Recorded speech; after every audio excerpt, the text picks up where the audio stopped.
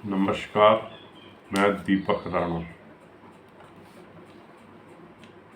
प्रधानमंत्री मोदी ने पुष्य नक्षत्र, स्वार्थ सिद्धि व रवि योग में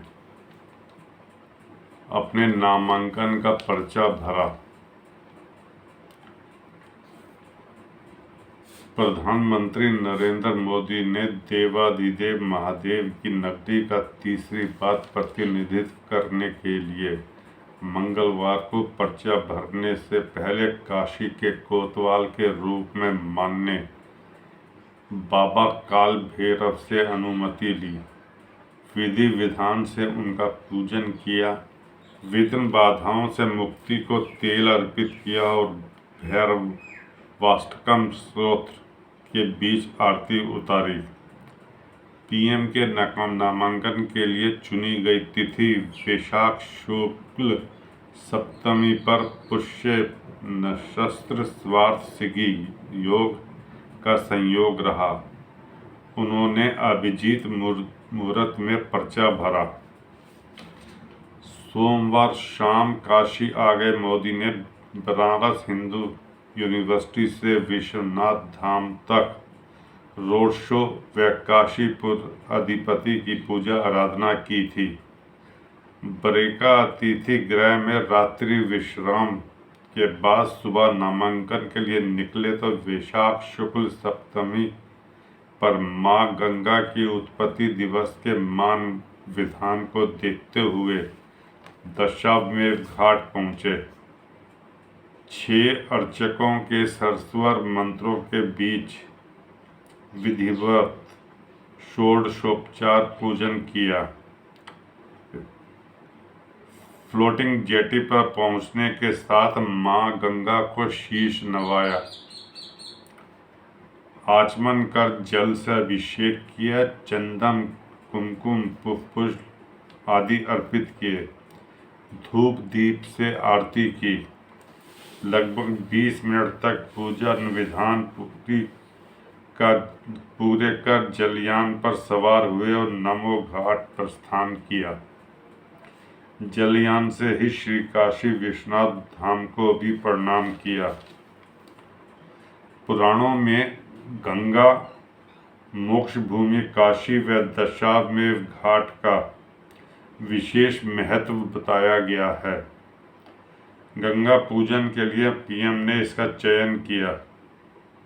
ज्योतिर्विदों के अनुसार दशाश्वमेध घाट पर गंगा सप्तमी तिथि में स्नान, पूजन, ध्यान मनोवांछित सिद्धि प्रदान करने वाला होता है। प्रधानमंत्री ने पर्चा भरते समय हलफनामे में अपनी संपत्ति का ब्यौरा दिया है। उनके पास 3 करोड़ रुपए की संपत्ति है, अपना घर व गाड़ी नहीं है। पीएम के पास 52,920 रुपये नकद है। हलफनामे के अनुसार इन 5 वर्षों में उनके कर योग्य आय 11 लाख रुपए से बढ़कर लगभग दोगुनी 23.5 लाख हो गई है। स्टेट बैंक में उनके 2 खाते हैं।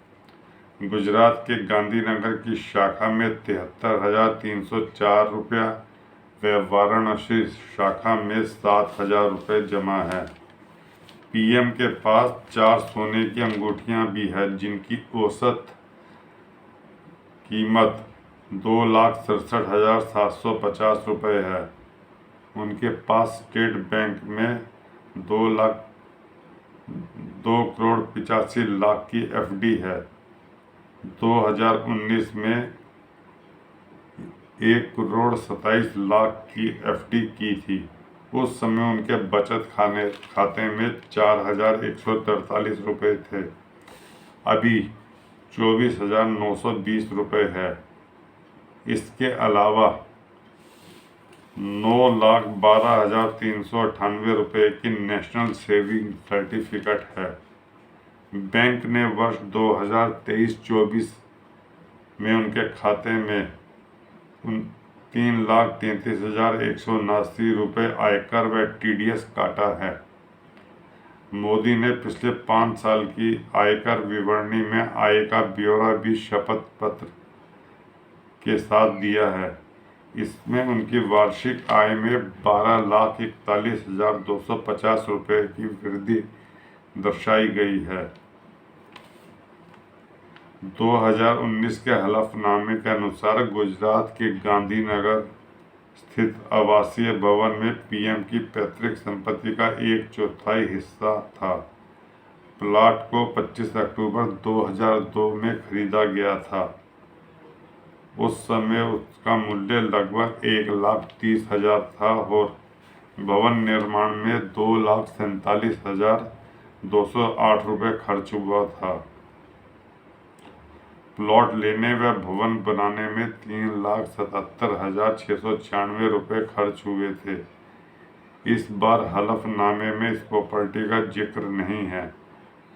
शपथ पत्र में पत्नी का नाम यशोदाबेन है, लेकिन उनके बारे में विस्तृत जानकारी नहीं है। पीएम ने एसएससी बोर्ड गुजरात से 1967 में एसएससी की परीक्षा पास की थी। 1978 में डीयू से बीए व 1983 में गुजरात यूनिवर्सिटी से मास्टर ऑफ आर्ट्स की डिग्री हासिल की थी। प्रधानमंत्री नरेंद्र मोदी ने मंगलवार को वाराणसी लोकसभा सीट से तीसरी बार नामांकन दाखिल करने के बाद कहा, उत्तर प्रदेश में कांग्रेस का खाता नहीं खुलेगा। गंगा सप्तमी पर प्रधानमंत्री मां गंगा का पूजन कर और काशी के कोतवाल काल भैरव से आशीर्वाद लेकर कलेक्ट्रेट पहुंचे।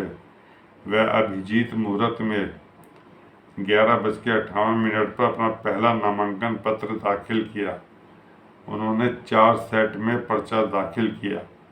उनके प्रस्तावक अयोध्या में रामलला की प्राण प्रतिष्ठा का मुहूर्त निकालने के साथ अनुष्ठान के आचार्य रहे गणेश्वर शास्त्री द्रविड़ जनसंघ के समय से कार्यकर्ता बैजनाथ पटेल, भाजपा के पदाधिकारी संजय सोनकर व कार्यकर्ता लालचंद कुशवाहा थे।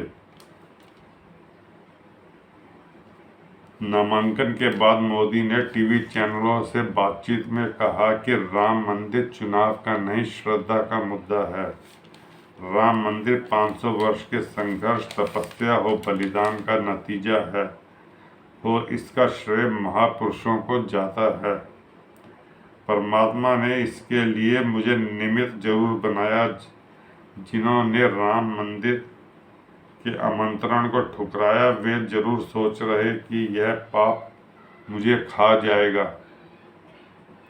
राहुल गांधी के वायनाड के अलावा रायबरेली से चुनाव लड़ने पर कहा कि केरल के लोग उन्हें समझ चुके हैं। कांग्रेस का उत्तर प्रदेश में खाता भी नहीं खुलेगा। जनता ने इस बार हमें 400 से ज़्यादा सीटें जीतने का आदेश दिया है। मैं इसके लिए मेहनत कर रहा हूँ। एक सवाल के जवाब में उन्होंने कहा कि मैं कभी हिंदू मुसलमान नहीं करूँगा। जिस दिन हिंदू मुसलमान करूँगा उस दिन सार्वजनिक जीवन में रहने योग्य नहीं रहूँगा।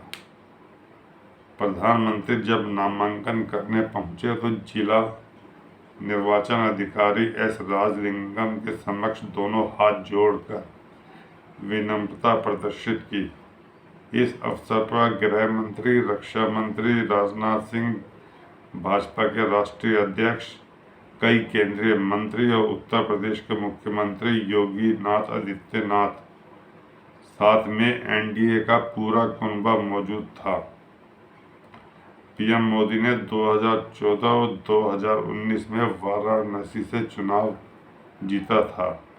मोदी तीसरी बार प्रधानमंत्री बने तो पूर्व प्रधानमंत्री जवाहरलाल नेहरू के रिकॉर्ड की बराबरी कर लेंगे। अभी तक नेहरू ही लगातार 3 बार पीएम बने हैं। लोकसभा चुनाव के 7वें चरण में यहां 1 जून को मतदान होगा। भीषण गर्मी में मतदान के गिरते प्रतिशत से प्रधानमंत्री भी चिंतित है। नामांकन के लिए वाराणसी आए पीएम ने मंगलवार को रुद्राक्ष कन्वेंशन सेंटर में कार्यकर्ताओं को मतदान प्रतिशत बढ़ाने का मूल मंत्र दिया। उन्होंने कहा कि मोदी जीत जाएगा क्योंकि आप जिता देंगे, लेकिन इस बार मुझे प्रत्येक पोलिंग बूथ जीतना है और यह जिम्मेदारी आपकी है। आपके 14 दिन हैं, आप चुनाव का उत्सव बनाएं। पिछली बार की तुलना में प्रत्येक बूथ पर 370 वोट अधिक पड़े। इसके लिए प्रत्येक कार्यकर्ताओं को 30 मतदाताओं को मतदान तक पहुंचाने का लक्ष्य दिया। प्रधानमंत्री ने कहा कि मेरे लिए सबसे महत्वपूर्ण श्रीनगर में बड़ी संख्या में मतदान होते देखना है। वहाँ कोई भी पार्टी जीते, कोई भी व्यक्ति जीते, इससे फर्क नहीं पड़ता। जम्मू कश्मीर में लोकतंत्र मजबूत हो रहा है और मैं इससे संतुष्ट हूँ। प्रधानमंत्री नरेंद्र मोदी ने आगे कहा कि श्रीनगर में दशकों बाद जिस लोकतंत्र का उत्सव मना और लोगों ने मतदान में बढ़ चढ़कर हिस्सा लिया है, यह अनुच्छेद 370 हटने के कारण ही संभव हुआ है। इससे यही साबित हुआ कि मोदी सही दिशा में काम कर रहा है और मोदी के प्रयास रंग लाते हैं। विपक्ष पर हमला बोलते हुए पीएम ने कहा कि कान खोलकर सुन लो, 370 की दीवार हटी तो देशवासियों के दिल जुड़ गए। पीएम मंगलवार को झारखंड के गिरिडीह के पेशम में जनसभा को भी संबोधित कर रहे थे। यहाँ वह वाराणसी में नामांकन करने के बाद पहुंचे थे। झारखंड में कांग्रेस झारखंड मुक्ति मोर्चा नेताओं तथा उनसे जुड़े लोगों के घरों में छापेमारी में भारी भरकम रकम मिलने का उल्लेख करते हुए पीएम ने कहा कि यह तो अभी शुरुआत है, अभी तो चोरी के और भी खजाने खोजे जाने बाकी है। मैं चोरों को चैन से सोने नहीं दूंगा और चोरी से भरे हुए उनके खजाने खाली कर दूंगा। यह मोदी की गारंटी है। झारखंड मुक्ति मोर्चा कांग्रेस व पूरा INDIA भ्रष्टाचार तुष्टीकरण का मॉडल बना हुआ है। लोगों से विकास के नाम पर वोट देने व सशक्त सरकार बनाने की अपील करते हुए प्रधानमंत्री ने कहा कि कमजोर सरकारें देश का भला नहीं कर सकती। नक्सलवाद का जिक्र करते हुए प्रधानमंत्री ने कहा, कांग्रेस की सरकारों ने देश को नक्सलवाद की आग में झोंका और वामपंथियों ने भी उसमें रोटियां सेंकी। भाजपा सरकार ने देश के बड़े हिस्से को नक्सलवाद से मुक्त किया और अपने तीसरे कार्यकाल में आतंकियों तथा नक्सलियों के विरुद्ध कड़ी कार्रवाई करने का निर्णय लिया।